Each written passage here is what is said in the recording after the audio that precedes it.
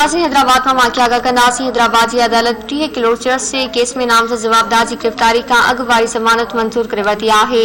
Police 1 मार्च 2021 ते अब्दुल वहाब विरोही खिलाफ़ मंशा जो केस दाख़िल कयो हो।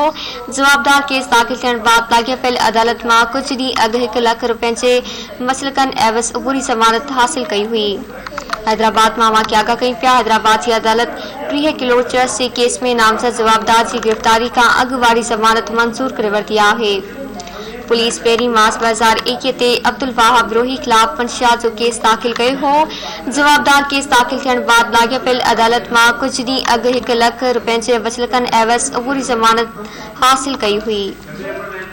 तफ़सील मालूम कंदासीं। हैदराबाद में शबीर अबड़ो खां। जी शबीर, अपडेट कजो।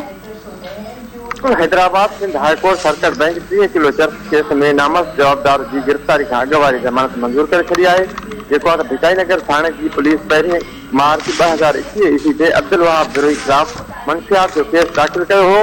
जैसे वकील अदालत के आगाही कई तो जवाबदार केस दाख़िल थियण बाद लाॻापियल अदालत में कुछ ॾींहं अॻु 1 लाख रुपये के मचलकन एवज़ अबूरी ज़मानत हासिल कई। पुलिस केस में जाणायो है तो जवाबदार का किलो चर्च छे फरार थी वो हो। वकील गुलामुल्ला चांग अदालत से दलील ॾींदे इस्तदा कई तो केस में का भी सदाकत न है। उन करे जवाबदार की पक्की ज़मानत मंजूर कई वने जीअं हू ट्रायल के मुंहुं ॾेई सघे। जस्टिस अहमद अली सातो ते मुश्तमिल सिंगल बेंच अदालत घुरिन जा दलील ॿुधण बाद जवाबदार की पक्की ज़मानत मंजूर करण जो हुकुम ॾेई छॾियो आहे। मेहरबानी शबीर अबड़ो तफ़सीलनि जे लाइ।